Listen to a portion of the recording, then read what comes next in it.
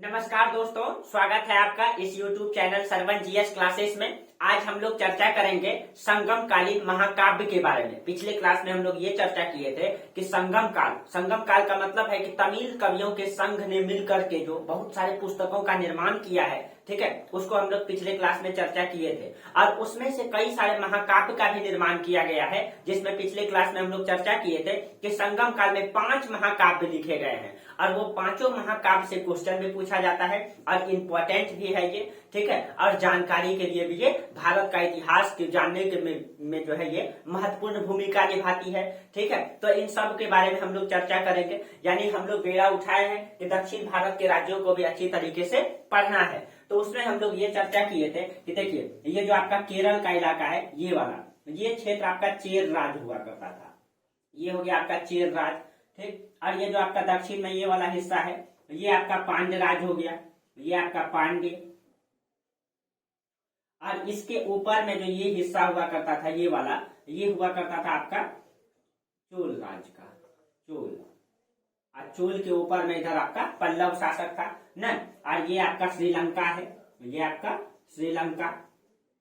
आप लोग सभी श्रीलंका से परिचित हैं, ठीक है। तो ये हुआ करता था चेर चोल पांड्य राज्य, ठीक है। और इन सब ने मिल करके, तीनों राज्यों ने मिल करके पांड्य राज्य की राजधानी मदुरई में जो है, ठीक है, तमिल कवियों का संघ बुलाया था। उसमें हजारों पुस्तक का निर्माण करवाया था और इसके बारे में हम लोग चर्चा भी किए पिछले क्लास में। तो आज हम लोग चर्चा करते हैं संगम कालीन महाकाव्य के बारे में। तो पिछले क्लास में हम लोग ये देखे थे कि संगम काल में 5 महाकाव्य लिखे गए न। उसमें आपका शिल्पाधिकारम, मणि मेखले, जीवक चिंतामणि न, और वलयपति और कुंडल केसरी, ये 5 महाकाव्य हैं जो बहुत ही इंपॉर्टेंट है, ठीक है, जो बहुत ही इंपॉर्टेंट है। देखिए, तो संगम कालीन महाकाव्य का 5 का आप लोग नाम ध्यान में रखिएगा, ठीक है। तो देखिए, इसमें 5 महाकाव्य में एक में हो जाएगा आपका शिल्पाधिकारम, एकदम सीक्वेंस से है ये, ठीक है। अगर सीक्वेंस भी पूछा जाए तो एकदम क्रम से है ये। तो शिल्पाधिकारम, अभी इन सब के बारे में डिटेल से चर्चा करेंगे, ठीक है। दूसरा इसी से संबंधित है मणि मेखले। अभी देखेंगे क्या इससे संबंधित है, मणि मेखले। और तीसरा है आपका जीवक चिंतामणि, जीवक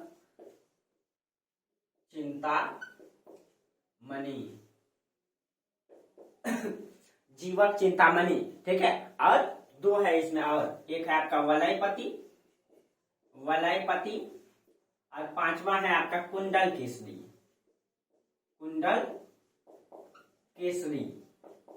ठीक है।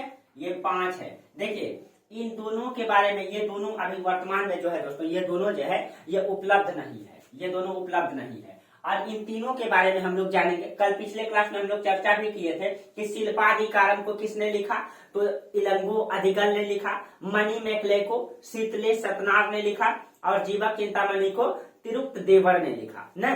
अभी हम एक एक करके इन सभी के बारे में चर्चा करेंगे। और आपको पता है कि तीनों के तीनों संगम जो हुआ था पिछले क्लास में, जो हम लोग चर्चा किए थे, वो पांड्य वंश की राजधानी में हुआ था न, पांड्यों की राजधानी में हुआ था। तो हम लोग एक एक करके पहले महाकाव्य की चर्चा कर लेते हैं, फिर हम लोग तीनों का एक एक का राजवंश के राजनीतिक इतिहास को पढ़ेंगे, राजा महाराजा का इतिहास को पढ़ेंगे। तो सबसे पहले हम लोग देख लेते हैं शिल्पाधिकारम को, ठीक है, जो बहुत ही महत्वपूर्ण है, ठीक है।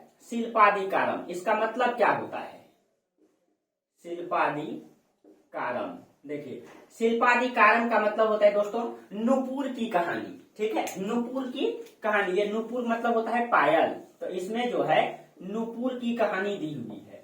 देखिए, हालांकि इसमें जो है, इस पुस्तक से संगम वंश के राजनीतिक, आर्थिक, सामाजिक, वहां का अर्थव्यवस्था, वाणिज्य, व्यापार, इन सभी के बारे में जानकारी मिलती है। लेकिन इस पुस्तक को जो लिखा गया है, ठीक है, इसको पायल को क्या केंद्र में रख करके, हमेशा केंद्रित करके इस कहानी को दिखाया गया है, ठीक है, इस कहानी को दिखाया गया है, ठीक है। अब देखिए, इसका मतलब क्या होता है, नुपुर की कहानी। और इसका लेखक कौन है, तो इलंगो अधिगल। देखिए, इसका लेखक कौन है, नुपुर की कहानी, इसका मतलब होता है नुपुर की कहानी। और इसका लेखक इसको लिखा किसने है, बहुत इंपॉर्टेंट है दोस्तों, ठीक है। जिस तरीके से आपका संस्कृत में 2 महाकाव्य है, रामायण और महाभारत, उसी प्रकार से ये तमिल में 5 महाकाव्य है। 5 में जो है 2 उपलब्ध नहीं है और 3 के बारे में अभी हम लोग चर्चा करते हैं, ठीक है। तो इसका लेखक है इलंगो अदिगल, इलंगो अदिगल। देखिए इसमें नाम थोड़ा ऐसा ही आएगा क्योंकि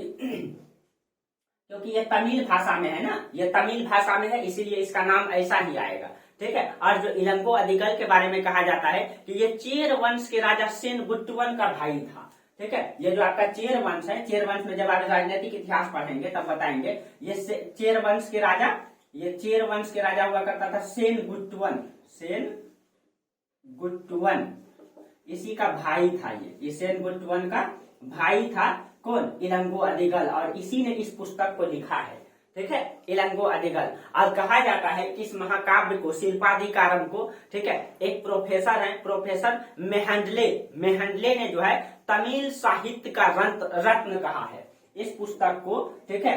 प्रोफेसर मेहंडले इसने इसको क्या कहा है, तमिल साहित्य का रत्न, तमिल साहित्य का रत्न। ये सब बहुत ही इंपॉर्टेंट है दोस्तों, इसको ध्यान में रखिएगा। तमिल साहित्य का इसको रत्न कहा गया है प्रोफेसर मेहंडले के द्वारा, ठीक है। और इसको, इस पुस्तक को तमिल साहित्य का इलियट भी कहा जाता है। एक पॉइंट हो गया ये। दूसरा पॉइंट लिख लीजिएगा इसको, तमिल साहित्य का इलियट, तमिल साहित्य का इलियट कहा जाता है इसको, इलियट, ठीक है। देखिए तमिल साहित्य का इलियट। अब इसमें जो है नूपुर की कहानी दी हुई है, ठीक है। और इसमें जो है इस महाकाव्य को 3 खंडों में बांटा गया है। जिस प्रकार से आप लोगों को पता होगा कि रामायण 7 खंडों में विभाजित है, अयोध्या कांड अलग है, ठीक है, और आपका मतलब लंका कांड अलग है, अरण्यक कांड अलग है। इस प्रकार से 7 कांडों में जो है रामायण को बांटा गया है, क्योंकि ये बहुत बड़ा महाकाव्य है, बहुत बड़ी कहानी है इसमें, ठीक है। तो इसी प्रकार से इसको शिल्पाधिकारम को भी 3 खंडों में बांटा गया है। जहां जहां इसकी घटना हुई है, जैसे हम लोग देखते हैं कि जो अयोध्या के रहने वाले राम जी थे, तो उसमें अयोध्या कांड को अलग रखा गया न। श्रीलंका के राजा हुआ करते थे उस समय रावण, उसने मतलब कि सीता माता का हरण करके लेकर के गए, तो उसकी कांड को अलग रखा गया, क्योंकि वो बड़ा बड़ा कहानी है, तो उसको रख दिए लंका कांड में न। अरण्यक, जब राम जी वनवास चले गए 14 वर्ष के लिए, अरण्यक का मतलब होता है जंगल, तो उसकी कांड को अलग रखा गया। उसी प्रकार से ये शिल्पाधिकारम महाकाव्य है। महाकाव्य मतलब बहुत सारे काव्यों का, ठीक है, संग्रह है ये, ठीक है, कहानियों का संग्रह है। तो इसमें से शिल्पाधिकारम को भी जहां जहां इसका कांड हुआ, तो इसको 3 भागों में बांट करके रख दिया गया, तो इसको 3 खंडों में बांटा गया है। इसमें है पुहार कांड। तो देखिए चोल की राजधानी कहाँ था, पुहार। पिछले क्लास में भी हम लोग चर्चा किए थे, चोल की राजधानी पुहार था। तो इसमें जो है पुहार कांड को अलग रखा गया है, इसको तीनों को बांट लीजिएगा, ठीक है। तो इसको 3 भागों में बांट के रखा गया है। एक तो हो जाएगा आपका पुहार कांडम, पुहार कांडम न। और देखिए दूसरा, पांड्य की राजधानी कहाँ है, मदुरै, ठीक है, मदुरै, तो मदुरै कांडम दूसरा में हो जाएगा आपका मदुरै कांडम, ठीक। और देखिए, और चेर का राजधानी कहाँ है, तो वांजी कांडम, वांजी उसकी राजधानी था, ठीक है, वांजी कांडम, वांजी कांडम, ठीक। ये 3 भागों में, इसको 3 खंडों में बांटा गया है, ठीक है। आप इसको यहाँ पे लिख लीजिएगा, 3 खंड, इसमें लिख लीजिएगा शिल्पाधिकारम, ऐसे करके दे दीजिएगा इस तरीके से, ठीक है, ताकि आपको ध्यान में भी रहे, ठीक है। तो आपको पता है कि पुहार किसकी राजधानी है, चोल वंश की राजधानी है। तो इसमें जो है, इसलिए चोल वंश का सिर्फ और सिर्फ चोल वंश में क्या घटनाएं हुई, इसकी चर्चा दिया गया है, ठीक है। चोल की राजधानी है। मदुरै जो है पांड्य की राजधानी है, इसमें पांड्य की चर्चा दी हुई कि पांड्य में इसका क्या क्या घटना घटा। और ये जो है आपका वंजी चेर की राजधानी है, तो इसमें चेर की घटनाएं दी गई है। अब देखिए इस जो नूपुर की कहानी है, इसमें 3 पात्र है जो बहुत ही इंपॉर्टेंट है, ठीक है। 3 पात्र, ये कहानी है दोस्तों, हम लिख देते हैं इसमें, ठीक है। इसका जो पात्र है, ये 3 पात्र है जो बहुत ही इंपॉर्टेंट है, ठीक है। इसमें से आपका एक तो सबसे पहले व्यापारी है कोवलन, कोवलन, ये एक व्यापारी है। दूसरा कोवलन की पत्नी है कनग्गी, कनग्गी, और ये बहुत दक्षिण भारत में आज भी फेमस है दोस्तों ये कनग्गी। और कोवलन की एक प्रेमिका थी माधवी। माधवी, ये 3 मतलब कि इसमें पात्र हैं जो बहुत ही इंपॉर्टेंट है। कहा जाता है कि कोवलन एक व्यापारी था। ये क्या था, ये व्यापारी था, ठीक है। और इसी व्यापारी का ये जो है कनग्गी पत्नी थी, ठीक है। कनग्गी कौन है इसकी, तो पत्नी है, ठीक है। और माधवी जो है ये एक नगर गणिका है, ठीक है। नगर गणिका मतलब कावेरी पट्टनम नगर वधु है। ये कहाँ की है, ये कावेरी पट्टनम की है। अभी इसका कहानी सुनाते हैं, कावेरी पट्टनम, ठीक है। और ये कावेरी पट्टनम की कौन है, नगर वधु है, जिसको आप लोग वेश्या भी कहते हैं, जिसको गणिका भी कहा जाता है, ठीक है। वहां की ये नगर वधु है। और इसी से कहा जाता है कि कोवलन को प्रेम हो गया था। इसी पे आधारित इस प्रेम की कहानी को दर्शाया गया है इसमें। मैं थोड़ा सा इस कहानी को बता देना चाहता हूँ। कहा जाता है कि कोवलन और कनग्गी ये दोनों पति पत्नी थे, और कोवलन जो है बहुत बड़ा व्यापारी था, ठीक है, व्यापारी था। और कहा जाता है कि ये चोल की राजधानी पुहार में रहता था, ठीक है। कहाँ पे रहता था, ये चोल वंश की राजधानी पुहार में रहता था। बहुत अच्छा जिंदगी चल रहा था दोनों पति पत्नी का, ठीक है, सुखी संपन्न था। लेकिन कहा जाता है ना दोस्तों, भविष्य को किसने देखा है, ठीक है, भविष्य को किसने देखा है। अचानक इन दोनों की जिंदगी में परिवर्तन आ जाता है, चेंजिंग आ जाता है। कहा जाता है कि दोनों पति पत्नी को एक दिन एक जैन भिक्षुनी से मुलाकात होती है। उसका नाम था काकुंडी, ठीक है। एक जैन भिक्षुनी हुआ करती थी काकुंडी। इन दोनों से मुलाकात होती है काकुंडी से। और जब दोनों से मुलाकात होती है काकुंडी से, तो कहा जाता है कि ये जो है कि दोनों का जब प्रभाव इसमें पड़ता है इसका, ठीक है, तो इसी के कहने पर इसने पुहार को छोड़ करके मदुरई चला जाता है। जब काकुंडी इनको मिलता है कि ये जैन भिक्षुनी थी, ठीक है, और इनके प्रभाव में आकर के ये दोनों जो है पति पत्नी, ठीक है, पुहार को, ये रहती कहाँ थी, तो ये रहती थी पुहार में। पुहार में, तो पुहार किसका बंदरगाह है, तो चोल का बंदरगाह है, सॉरी राजधानी भी है बंदरगाह भी है, ठीक है। तो पुहार में रहता था, ये लोग पुहार को छोड़ देता है और छोड़ करके कहाँ चल जाता है, मदुरई। छोड़ करके मदुरई चल जाता है दोनों, ठीक है। कोवलन में चल जाता है और मदुरई में जाकर के ही व्यापार करने लगता है। तो कहा जाता है कि मदुरई में ये व्यापार करते थे तो हमेशा घर से बाहर रहते थे, ठीक है। और हमेशा जो है कि राजधानी क्षेत्र और जहां बंदरगाह हुआ करता था, बंदरगाह से व्यापार होता था, ठीक है। तो बंदरगाह के क्षेत्रों में जाकर के रहते थे, शहरों में रहते थे, घर से हमेशा बाहर रहते थे।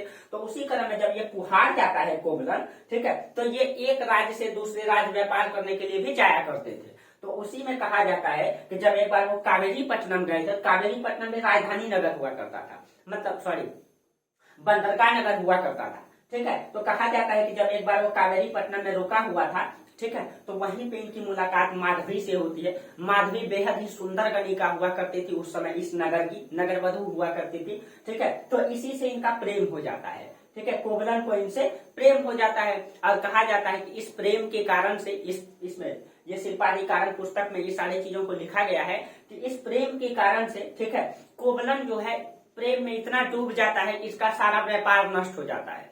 सारी चीजों को ये बेच करके जो है इसकी प्रेम में जो है डूब जाता है पूर्ण रूप से, ठीक है। और इसका व्यापार पूर्ण रूप से खत्म हो जाता है। जब इनका व्यापार खत्म हो जाता है, ठीक है, व्यापार जब खत्म हो जाता है तो होता ये है उसकी तब ये आता है अपनी पत्नी के पास, कनग्गी के पास, और कनग्गी को ये सारा बातें बताता है। तो कहा जाता है कनग्गी उनकी पत्नी है, ठीक है। कहते हैं दोस्तों पत्नी हर हमेशा एक पति के साथ देती है, हर हमेशा अर्धांगिनी क्यों कहा जाता है उनको, ठीक है, क्योंकि हर परिस्थितियों में वो आपके साथ रहती है, ठीक है। तो इसलिए कहा जाता है कि कनग्गी भी बेहद प्यार करती थी अपने पति से, और इस कारण से कनग्गी ने अपना एक पायल, वही नूपुर की कहानी इसमें दिया गया, नूपुर का मतलब पायल, एक पायल दे देता है कोवलन को, दे देती है, ठीक है। और कहता है कि आप इसको बेच करके फिर से अपना व्यापार प्रारंभ कीजिए, ठीक है। तो उसी समय दोस्तों, ठीक है, उसी समय जो है ये पांड्यराज की घटना है, ठीक है। उसी समय पांड्य वंश का राजा हुआ करता था नेंडुजेलियन। देखिए नेंडुजेलियन की घटना है, पांड्य वंश का राजा हुआ करता था नेंडुजेलियन, नेंडुजेलियन, ठीक है, नेंडुजेलियन। तो कहा जाता है तो जब ये कोवलन को अपना पायल देती है तो कोवलन जो है बेचने के लिए मार्केट में जाता है। लेकिन दुर्भाग्य से उसी समय क्या हो गया था कि जो पांड्य वंश के राजा था, उसका राजा नेंडुजेलियन, इसकी पत्नी का एक पायल जो है खो गया था। और ये जो है पूरे साम्राज्य में ढोल पिटवा दिया था कि ऐसा पायल कोई भी लेकर के आए तो उनको फौरन पकड़ करके राज दरबार में पेश किया जाए। पूरे दरबार में ढोल पिटवा दिया था। और कहा जाता है कि इसकी पत्नी का पायल जिस आकार में था, जिस रंग रूप में था, सेम पायल जो है कनगी का भी था। इसने भी एक पायल बेचने के लिए दी थी, ठीक है, और इनका पत्नी का भी एक पायल जो है गुम हो गया था, ठीक है। तो उसी में कहा जाता है कि जब कोबलन जाता है बेचने के लिए, ठीक है, 5 राज्यों के मार्केट में, तो पूरा राज्यों में तो ढोल पिटा हुआ था, महारानी की पायल गुम है, ठीक है। तो कहा जाता है कि जैसे ये जाता है मतलब वो सोनार के पास बेचने, तो सोनार जो है तुरंत खबर कर देता है, सैनिक लोग जो है निरीक्षण में लगा हुआ था, ठीक है, क्योंकि भाई महारानी की पायल गुम है, ठीक है। राजा महाराजा परेशान हो चुका है, राजा पत्नी की पायल गुम है, भाई कहीं नहीं परेशान होगा क्या?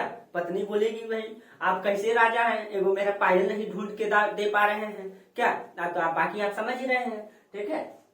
तो यहाँ पे वही चीजें हुआ, ठीक है, यहाँ पे वही चीजें हुआ। कहा जाता है कि कोबलन जब मार्केट गया ही करके बेचने के लिए उस पायल को, तो उस फौरन जो है उनको सैनिक के हवाले कर दिया जाता है। और सैनिक के हवाले जब कर दिया जाता है तो सैनिक जो है राज दरबार में पेश करता है नेंडूजेलियन के पास। और नेंडूजेलियन पहले से आक्रोश में था, क्योंकि भाई पत्नी का उनको जो है कि दबाव पड़ रहा था, ठीक है, बाकी आप सभी जान रहे हैं। तो कहा जाता है कि पत्नी का दबाव में था और बिना मतलब किसी भी चीज का न्याय का पुनरावलोकन किए, बिना न्यायिक समीक्षा किए, ठीक है, इनको जो है तुरंत जो है नेंडूजेलियन क्या करता है, भरे राज दरबार में फांसी की सजा सुनाता है, मौत की सजा सुनाता है, और भरे राज दरबार में इनको फांसी दे दिया जाता है। जब ये बातें पता चलता है कनगी को, ठीक है, कनगी को, तो कनगी जो है दौड़े भटके आती है और राज दरबार में कहती है कि राजा महाराज आपने ये न्याय मतलब कि ठीक न्याय नहीं किया है, आपके दरबार में कहीं कभी भी जो है स्वच्छ न्याय नहीं होता है। मैं शराप देता हूँ कि आपका साम्राज्य जो है नष्ट हो जाएगा, ध्वस्त हो जाएगा। जिस तरीके से आपने मेरा जिंदगी को, मेरा सिंदूर को उजाड़े हैं, उसी प्रकार से आपका साम्राज्य भी नष्ट हो जाएगा, समाप्त हो जाएगा। और कहा जाता है कि कनगी का शराप जो है लग जाता है और नेंडूजेलियन का साम्राज्य, उसकी राजधानी, उसका किला सारा धू धू करके जल जाता है, ठीक है। हालांकि ये दोस्तों मतलब कि अब जल जाता है, ये शराब लगा कि नहीं लगा, ये तार्किक चीजें हैं, आप तर्क कर सकते हैं, ठीक है। लेकिन जो चीजें दिया हुआ है मैं उसके बारे में चर्चा किया, आप तर्क कर सकते हैं, इस पे सवाल खड़ा कर सकते हैं कि सच में हुआ या नहीं हुआ। लेकिन इतिहास में ये चीजें दिया गया है, मैं आपको बताया। तो कहा जाता है कि धू धू करके जल गया, ठीक है। और लास्ट में कहा जाता है कि कनगी अपने पति का सदमा को बर्दाश्त नहीं कर पाई और लास्ट में ये भी अपनी आहुति दे दी, ठीक है, ये भी अपनी क्या कर दी, आहुति दे दी, ठीक है। और आज भी कनगी को जो है दोस्तों वहां पे पूजा जाता है, वहां के लोगों में ये सती देवी के रूप में इनको पूजा जाता है। तमिल प्रदेश में आज भी इनको सती देवी के रूप में पूजा जाता है कनगी को। अब देखिए जब कोबलन को माधवी से प्रेम हो गया था, ठीक है, तो माधवी और कोबलन से एक संतान की उत्पत्ति हुआ था, उसका नाम था पुत्री की उत्पत्ति हुआ था। इन दोनों से एक पुत्री हुआ था जो एक प्रेम का निशानी माना जा सकता है, मणि मेकले।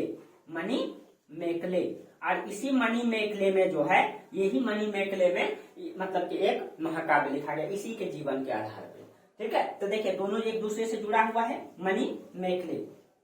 और कहा जाता है कि अंत अवस्था में जब मतलब कि कोबलन की मृत्यु हो जाती है दोस्तों, तो कहा जाता है कि कनगी भी अंत में जो है, माधवी भी जो है, ठीक है, सन्यासी बन गई थी, बौद्ध धर्म में बौद्ध भिक्षुनी बन गई थी। तो माधवी भी क्या बन गई थी लास्ट में, बौद्ध भिक्षुनी बन गई थी, ठीक है, भिक्षुनी बन गई, ठीक है। ये भी घर को त्याग दी, सन्यासी बन गई। और इसी का जो उत्पन्न पुत्र है कौन, मणि मेकले। तो अभी हम मणि मेकले के बारे में चर्चा करेंगे, ठीक है। इससे पहले और क्या क्या चीजें दिया गया है शिल्पाधिकारम में, पहले इनको हम लोग जान लें, ठीक है, इनको हम लोग जान लें।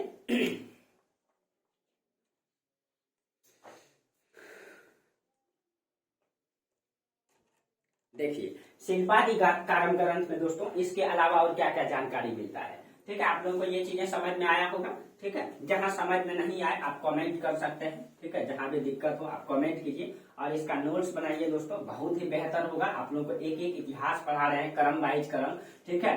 कहीं भी आपको ऐसा नहीं मिलेगा, ठीक है। तो आप लोगों के लिए ये अवसर है, ठीक है। आप लोग इसको कंटिन्यू क्लास को जारी रखिए, एक एक क्लास को करके आप लोग को पूरा इतिहास पढ़ाएंगे, भारत का खोल के रख देंगे। और आप लोग जान जाइएगा कि भारत का इतिहास क्या रहा है, और किसी भी इतिहास को जानने से आप अपने जीवन का विकास कर सकते हैं। जो पूर्व में घटी घटनाएं हैं उसके कारण से क्या परिणाम हुआ, और उन चीजों को सीख करके अपने जीवन में लागू भी कर सकते हैं। ठीक है, तो कहते हैं ना कि इतिहास क्या है, सभी विषयों का जानकारी का कोष है।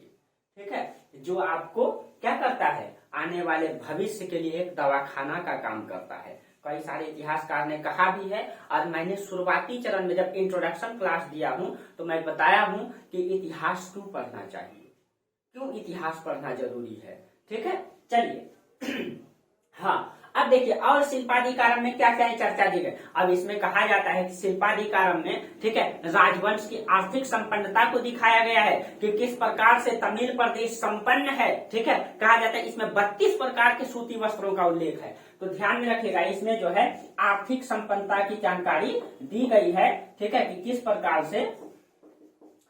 प्रकार से दक्षिण राज्य जो है, ये तीनों के तीनों राज्य संपन्न है, और इसमें 32 प्रकार के सूती वस्त्र का उल्लेख है। आप सोचिए दोस्तों, उस समय 32 प्रकार का सूती वस्त्र हुआ करता था।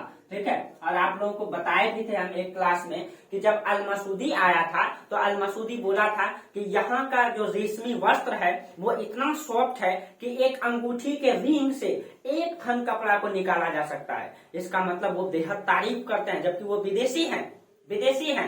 अल-मसूदी और सुलेमान दोनों न विदेशी हैं, और वो इन चीजों का तारीफ करते हैं। इसका मतलब है दोस्तों, उस समय कहीं के भारत जो है सूती वस्त्र के लिए फेमस था, और इसी के लिए तो इंग्लैंड ने मसाला और सूती वस्त्र के लिए ही तो इंग्लैंड ने भारत को गुलाम बनाया, विदेशी आए। ठीक है, चलिए अब कहा जाता है कि इसका व्यापार दक्षिण पूर्वी एशिया के व्यापारिक संबंध का भी इसमें उल्लेख है। ठीक है, तो दक्षिण पूर्वी एशिया का व्यापारिक संबंध, ठीक है, व्यापारिक संबंध का भी इसमें उल्लेख है। तो आपको पता है कि दक्षिण पूर्वी एशिया मतलब इधर वाला देश दोस्तों। ठीक है, देखिए आपको ग्लोब में दिखा दें थोड़ा सा, ये देखिए ये पूरा का पूरा एशिया है, आप लोगों को दिख रहा होगा, ये पूरा का पूरा क्या है, एशिया है। एशिया में देखिए तो किसी भी मैप का जो निचला हिस्सा होता है दक्षिण होता है, और ऊपर उत्तर, बायां साइड पश्चिम, और दाहिना साइड पूरब। तो ये वाला हिस्सा क्या हो जाएगा, दक्षिण पूरब। तो इंडिया का दक्षिण पूरब, ये एशिया का दक्षिण पूरब, Indonesia, Thailand, Cambodia, Vietnam, Laos, Philippines न, ये सारा का सारा कंट्री, यानी कि यहाँ से यहाँ व्यापार इनका होता था। ठीक है, इन क्षेत्रों में इनका व्यापार होता था, बड़ी मात्रा में व्यापार होता था यहाँ से। ठीक है, बड़ी मात्रा में यहाँ से व्यापार होता था। चलिए तो इसमें जो है दक्षिण पूर्वी एशिया का व्यापार के बारे में भी दिया गया है। ठीक है, और इसमें कहा गया है कि ये कावेरी नदी का क्षेत्र जो है, आज आपको पता है कि दक्षिण की गंगा कावेरी को कहा जाता है, और गंगा नदी उत्तर भारत में बेहद ही उपजाऊ है। उसी प्रकार के दक्षिण में जो है कावेरी नदी भी क्षेत्र बहुत उपजाऊ है। ठीक है, और कहा गया इसमें ये बहुत उपजाऊ क्षेत्र है। कावेरी के बारे में क्या कहा गया है, कावेरी नदी बहुत ही उपजाऊ है। ठीक है, और इसको कहा गया है उपजाऊ कहा गया, और इसमें ये भी चर्चा है। ठीक है, कि एक हाथी जो है जितने क्षेत्र में बैठता है उतने क्षेत्र में इतना अनाज उगाया जा सकता है कि 10 परिवारों का भरण पोषण हो सकता है। यानी कि एक हाथी जितना क्षेत्र में बैठेगा उतना क्षेत्र में इतना फसल उगाया जा सकता है कि 10 परिवार का भरण पोषण अच्छे से हो सकता है। इसका मतलब है कि ये कावेरी नदी क्षेत्र जो है क्या है, बहुत ही उपजाऊ है। ठीक है, इसमें यह भी चर्चा किया गया, इसका मतलब सिंचाई का व्यवस्था बेहतर रहा होगा उस समय न। और इसमें यवनों का भी उल्लेख है, और आपको बताए दोस्तों कि यवन जो है विदेशी है, हिंद यवन जिसको कहा जाता है मध्य एशिया से आए थे वो लोग। हिंद यवन में यूनानी थे, यूची थे, शक थे, पहलव थे, कुषाण थे, ये सब के सब कहाँ थे, ये हिंद यवन थे। तो इसमें हिंद यवन का भी चर्चा है। देखिए हिंद यवन तो हिंद यवन कौन है, ये विदेशी है। अब देखिए आप लोगों को चर्चा किए थे दोस्तों, हिंद यवन मध्य एशिया से आए तो उत्तर पश्चिम भारत में कब्जा किए, कहीं कहीं इसका उत्तर भारत में प्रभाव दिखाई दिया। लेकिन अब यहाँ के इतिहास से ये भी लगता है कि इन हिंद यवन का, इन विदेशियों का प्रभाव जो है दक्षिण में भी दिखाई दे रहा है। इसका मतलब है कि कहीं न कहीं ये विदेशी जो है पूरे भारत की संस्कृति को क्या किया, पूरे भारत की संस्कृति को प्रभावित किया न। अब देखिए इसमें हिंद यवन का उल्लेख है, जिसमें कहा गया है कि पुहार और पांड के नगरों के बाजार में, ठीक है, यवन शिल्पकार रहते थे। ठीक है, कहाँ पे, पुहार और पांड के नगरों के बाजार में कौन शिल्पकार रहते थे, तो यवन शिल्पकार रहते थे। ठीक है। और इसमें यह भी है कि पांड्य राज में यवनों को द्वारपाल की भूमिका में भी रखा गया है। इसका मतलब है कि यहाँ पे वो लोग मतलब प्रशासन में भी हिस्सेदारी निभाया, प्रशासन में भी हिस्सेदारी निभाया। तो इन सभी चीजों का उल्लेख इसमें आता है। हाँ, इसमें यह भी उल्लेख है 16 महाजनपद का उल्लेख शिल्पाधिकारम में है। तो याद रखिएगा हिंद यवन को द्वारपाल की भूमिका में रखा गया है, ये ध्यान में रखना है। इसमें 16 महाजनपद का उल्लेख है,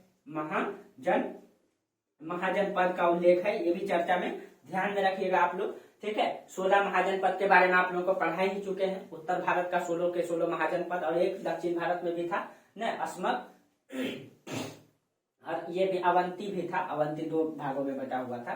तो 16 महाजनपद के बारे में भी हम लोग चर्चा किए थे। उसमें आपका मगध है, अवंती है, वत्स है, चेदी है, ठीक है, अस्मक है, कंबोज है, गंधार है, इस तरीके से कुरु है न, इस तरीके से 16 महाजनपद के बारे में हम लोग चर्चा किए थे और इसमें जिसके बारे में चर्चा आता है। तो ये सारा का सारा कहानी जो है शिल्पाधिकारम ग्रंथ में मिलता है। ठीक है, चलिए ये आपका शिल्पाधिकारम महाकाव्य था। इसमें बहुत बड़ी घटनाएं और इन सब से क्वेश्चन भी पूछा जा सकता है। हाँ, इसका लेखक हम नहीं बताए दोस्तों, ठीक है, शिल्पाधिकारम का लेखक नहीं बताए। इसका लेखक है शीतले सतनार, शीतले सतनार, ठीक है।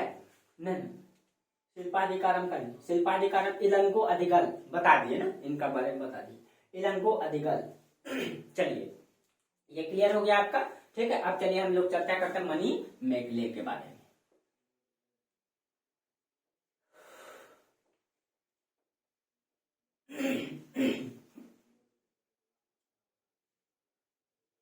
तो दूसरा है आपका मणि मेघले। तो अभी हम लोग इसकी कहानी को जोड़ के देख लिए। मणि मेघले, ये मणि मेघले कौन है? तो अभी हम लोग देखे कि मणि मेघले जो है वो कोवलन न और उनकी प्रेमिका माधवी से उत्पन्न संतान है। तो इनका पिता कौन हो जाएगा? पिता हो जाएगा इनका कोवलन, कोवलन न, और इनकी माता हो जाएगी माधवी, माधवी। और ये माधवी कौन थी? एक गणिका थी जो कोवलन का बाद में प्रेमिका हो गई थी। प्रेम का जो है कम हो गया, निशानी हो गया एक प्रकार से न। और ये जो मणि मेघले पे जो कहानी लिखा गया है, ये मणि मेघले नाम ही है महाकाव्य का। इसको लिखा है शीतले सतनार ने। लेखक इनका कौन है? शीतले सतनार, शीतले सतनार, इसने इसको लिखा है। ठीक है, शीतले सतनार। ठीक, अब देखिए कहा जाता है कि ये बौद्ध धर्म से प्रभावित है ये जो है, जबकि देखिए शिल्पाधिकारम जैन धर्म से, ये क्वेश्चन पूछा जा सकता है। ठीक है, और ये जो है बौद्ध धर्म से। क्यों? क्योंकि बाद में जो है ये जो मतलब मणि मेघले है ये बौद्ध भिक्षुनी बन गई थी। इसी कहानी से याद रह जाएगा आपको। तो ये किससे प्रभावित है? ये बौद्ध धर्म से प्रभावित। बौद्ध धर्म में भी महायान शाखा से, महायान। अगर ये महायान शाखा से है तो आपको पता है कि हीनयान जो मूर्ति पूजा के विरोधी हैं, जबकि महायान गौतम बुद्ध के मूर्ति पूजा करते हैं, यानी एक कर्मकांडी स्वरूप को ये जन्म देते हैं न। अब देखिए, तो शीतले सतनार के बारे में कहा जाता है ये मदुरै का एक व्यापारी था। जो शीतले सतनार है ये कौन था? ये मदुरै का व्यापारी था और इसी ने इस पुस्तक को लिखा है। ठीक है, ये मदुरै का व्यापारी था और इसी ने इस पुस्तक को लिखा है और इसे संगम साहित्य का ओडिसी कहा जाता है। जबकि शिल्पाधिकारम को क्या कहा जाता है? अभी आप लोगों को तुरंत बताया, आप लोग कमेंट करके बताइएगा। ठीक है, जबकि मणि मेघले को क्या कहा जाता है? संगम साहित्य का ओडिसी, संगम साहित्य का ओडिसी कहा जाता है इनको। संगम साहित्य का ओडिसी, ये क्वेश्चन पूछा जा सकता है। ठीक है, और मणि मेघले के बारे में कहा जाता है कि ये मणि मेघले जो है ना बचपन से ही कई सारे धर्म की शिक्षा ग्रहण की थी। इनको जो है पढ़ने लिखने का बहुत शौक था। ये लड़की थी, ठीक है, लेकिन इनको पढ़ने लिखने का बहुत शौक था। इसमें कहा जाता है कि बचपन में ही वैदिक धर्म, शैव धर्म, वैष्णव धर्म, आजीवक संप्रदाय, इन सभी का शिक्षा वो हासिल कर ली थी। ठीक है, तो कहा जाता है ये जो मणि मेघले है ये बचपन में ही, ठीक है, ये आपका वैदिक धर्म यानी वैद का ज्ञान हासिल की थी ये। ठीक है, वैदिक धर्म, शैव धर्म, शैव धर्म, वैष्णव धर्म, वैष्णव धर्म, आजीवक संप्रदाय, आजीवक संप्रदाय, इन सभी का वो शिक्षा हासिल की थी। इन सभी का शिक्षा हासिल की थी और अंत में उनको जो है इन सभी के सभी जब सब शिक्षा हासिल की तो लास्ट में उनको बौद्ध धर्म ही अच्छा लगा। इसीलिए वो कहा जाता है कि अंत में वो बौद्ध भिक्षुनी बन गई थी। ठीक है, बाद में वो क्या बन गई थी? बौद्ध भिक्षुनी बन गई थी। और ये कहा जाता है ये सामान्य बौद्ध भिक्षुनी नहीं थी दोस्तों। ठीक है, ये सामान्य बौद्ध भिक्षुनी नहीं थी। इसके बारे में कहा जाता है, इसका प्रमाण भी है कि एक बार कहा जाता है कि कांची में अकाल पड़ गया था। आपको पता है कि तमिलनाडु में जो है कि कांची है, ठीक है, कांची में अकाल पड़ गया था। वहां की जनता जो है भूखे मर रहे थे, भूखमरी छा गया था वहां पे। ठीक है, भूखमरी छा गया था। तो अकाल के बारे में पहले जानते हैं दोस्तों, पहले देश में सुविधाएं कम थी। ठीक है, और अकाल का सर्वप्रथम प्रमाण तो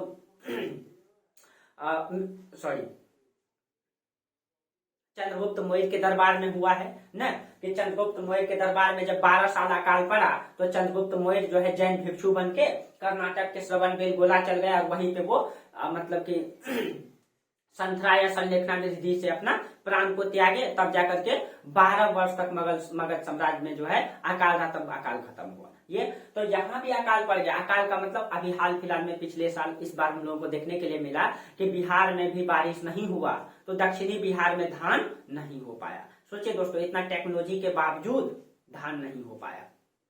जो वर्षा पे निर्भर है, तो उस समय तो टेक्नोलॉजी भी नहीं था और उस समय जब समय पे बारिश नहीं होता था तो अकाल हो जाता था, अकाल छा जाता था, खाने नहीं मिलता था, फसल उगता ही नहीं था क्योंकि सिंचाई का उतना बेहतर साधन नहीं था। तो कहा जाता है कि जब पांड्य में कांची में जब अकाल पड़ा था तो वहां के लोग भूखे मर रहे थे। तो कहा जाता है मनी मेखले जो है ये भिक्षुनी बन गई थी। तो इसने अपने भिक्षा पात्र से, ठीक है, भिक्षा पात्र होता है जो जिस भिक्षा मांगने वाला जो बर्तन होता है उसको भिक्षा पात्र कहा जाता है।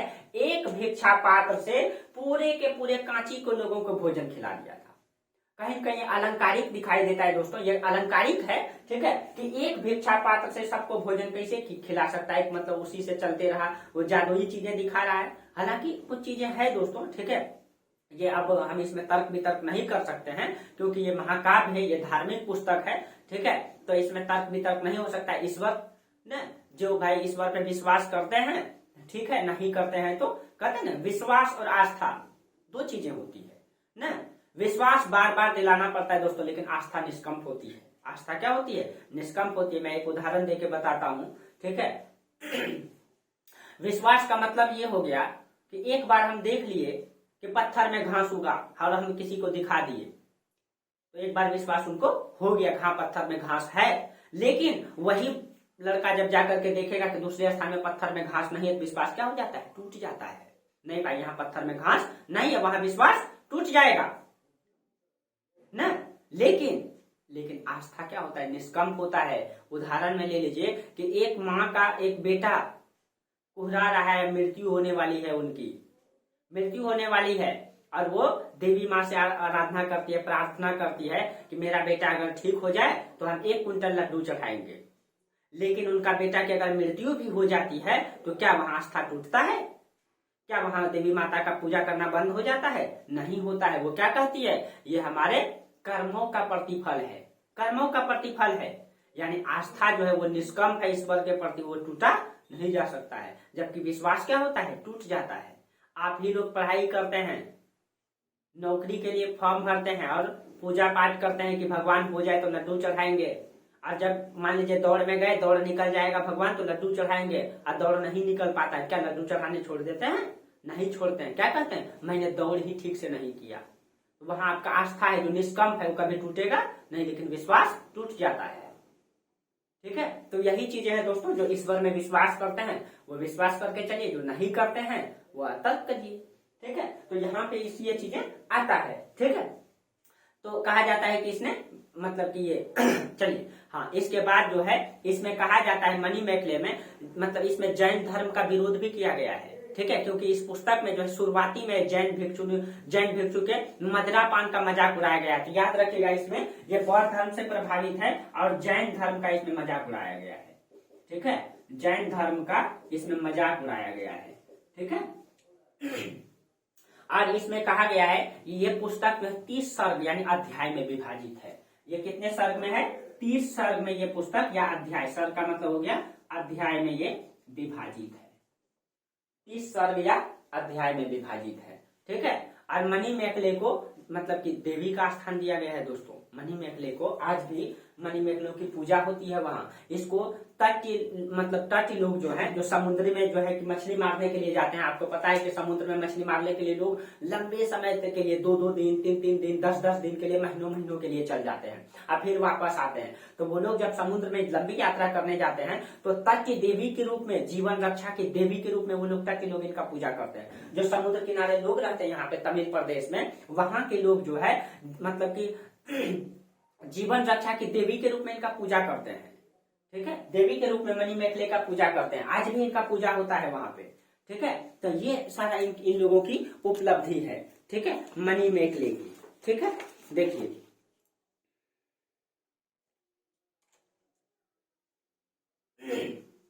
एक सेकेंड दोस्तों।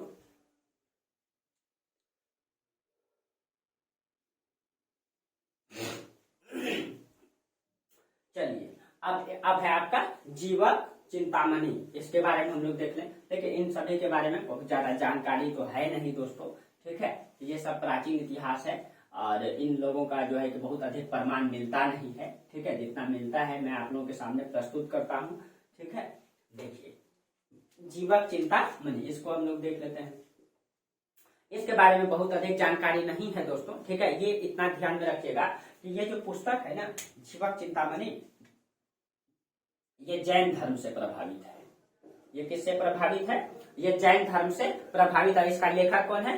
तिरुक्त देवर। ठीक है, इनका लेखक कौन है? लेखक तिरुक्त देवर।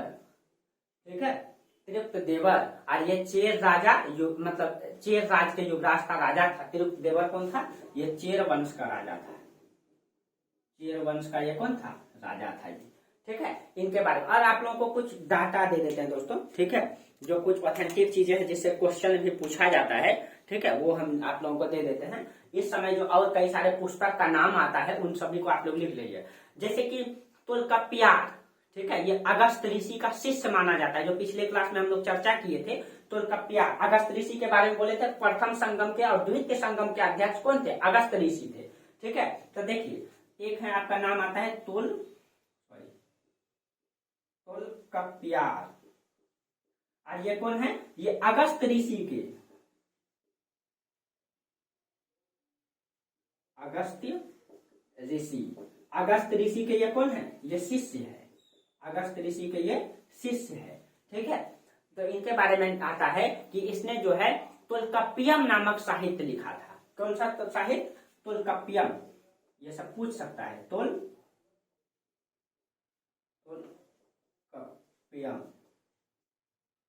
ठीक है, अगर हमसे लिखने में मिस्टेक हो जाए दोस्तों, ये सब तमिल में है तो आप लोग ठीक ठाक से लिखिएगा। ठीक है, और मेरा लिखने में ऐसे हो जाता है तो हम झुकना पड़ेगा, इसलिए आप लोग ठीक ठाक से लिखिएगा इसको। ठीक है, तोलकाप्पियम। और ये जो है, ये तोलकाप्पियम है, ये मतलब कि व्याकरण साहित्य, मतलब व्याकरण साहित्य परंपरा और समाज शास्त्र की एक रचना है। व्याकरण साहित्य और समाज शास्त्र, ये जो पुस्तक है इसमें क्या क्या है? ये व्याकरण साहित्य है, व्याकरण साहित्य है, और इसमें समाज शास्त्र का भी उल्लेख है। ठीक है, और इसको प्राचीनतम साहित्य में से एक में माना जाता है। ये जो है मतलब कि तोलकाप्पियम है, प्राचीनतम साहित्य में है और संगम युग के ग्रंथों में एक है ये। ठीक है, एक पुस्तक है। ठीक है, पत्तू पाट्टू, पत्तू पाट्टू। ठीक है, देखिए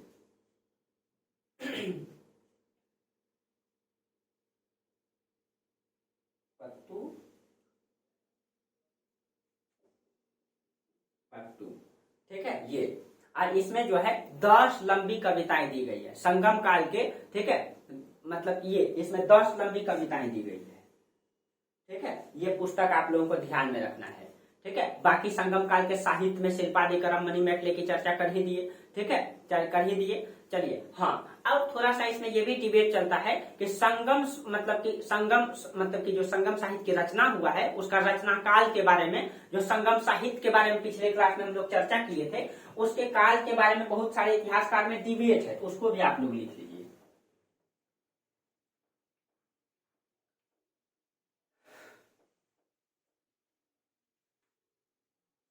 देखिए मतलब साहित्य संगम की रचना काल जो है, ठीक है, संगम साहित्य की रचना,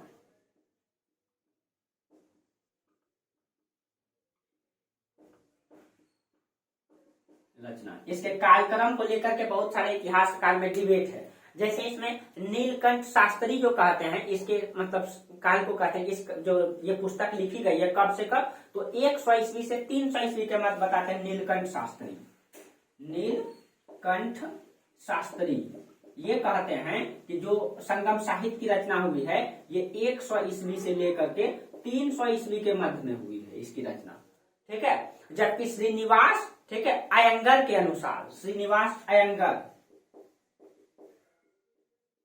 श्रीनिवास अयंगर ये क्या कहते हैं, इनके अनुसार 500 ईस्वी ईसा पूर्व से 500 ईस्वी के मध्य, यानी कि 500 BC से, ठीक है, 500 AD, ठीक है, ईसा पूर्व से ईस्वी के बीच में हुआ है, ठीक है। जबकि रामशरण शर्मा, आप लोगों को पता है कि रामशरण शर्मा प्राचीन भारत के बहुत बड़े इतिहासकार, रामशरण शर्मा, ठीक है, इनकी पुस्तक में जो है, आप लोग इनका पुस्तक ले भी लीजिएगा, एंशिएंट हिस्ट्री, आप लोगों को रुचि है तो, ठीक है, बहुत अच्छी बुक है। रामशरण शर्मा के अनुसार 300 ईस्वी से 6वीं शताब्दी के मध्य, ठीक है, तो 300 से, ठीक है, 6वीं शताब्दी के मध्य, ठीक है, शताब्दी के मध्य, ठीक है, ये इनकी रचना हुई है। बाकी इन दोनों के बारे में बहुत अधिक जानकारी नहीं है दोस्तों, ठीक है, बहुत अधिक जानकारी नहीं है, आप लोग ये डाटा को लिख लीजिएगा, ठीक है। अब हम लोग एक एक वंश के बारे में हम लोग पढ़ेंगे, ठीक है, इसके राजनीतिक वंश के, तो हम लोग सबसे पहले चेर वंश देखेंगे, ठीक है, एक एक करके हम लोग सबको पढ़ेंगे। चेर, चोल, पांड्य, इस जो प्राचीन काल में राजवंश थे, जिस समय पूरे उत्तर भारत में पूरे मगध साम्राज्य फैला हुआ था, अशोक का साम्राज्य था, तो उस समय भी ये तीनों राजवंश थे। तो इन राजवंशों के बारे में हम लोग एक एक करके चर्चा कर लेंगे। बहुत अधिक प्रमाण तो नहीं है, लेकिन जो भी प्रमाण है जिससे क्वेश्चन भी पूछा जा सकता है, जानकारी भी जो है, ठीक है, उनके बारे में हम लोग अगली क्लास में चर्चा करेंगे, क्योंकि यहाँ अगर हम स्टार्ट किए तो फिर क्लास बहुत लंबा हो जाएगा, ठीक है। और तीनों राजवंशों को एक ही क्लास में कोशिश करेंगे खत्म करने का, ठीक है। और आपको पता है कि इन तीनों राजवंशों का उदय 2 बार हुआ है। एक तो जो है कि प्राचीन काल में जो BC के मध्य में दिखाई देता है, और फिर दूसरा बार में इनका उदय जो है वो दिखाई देता है मध्यकाल में, लगभग 800 ईस्वी पूर्व मध्यकाल में ये दिखाई देता है, ठीक है। तो पहले हम लोग जो प्राचीन काल वाला है उसको पढ़ लेंगे और फिर मध्यकाल वाला को पढ़ेंगे, ठीक है। तो पहले प्राचीन काल वाला तीनों पढ़ लेंगे हम लोग अगले क्लास में, ठीक है। चलिए, तो आज हम लोग का क्लास यहीं तक रहने दीजिए, ठीक है, फिर हम लोग अगले क्लास में इससे आगे जो है चर्चा करते हैं, ठीक है। तब तक के लिए आप लोगों को बहुत बहुत धन्यवाद, थैंक यू।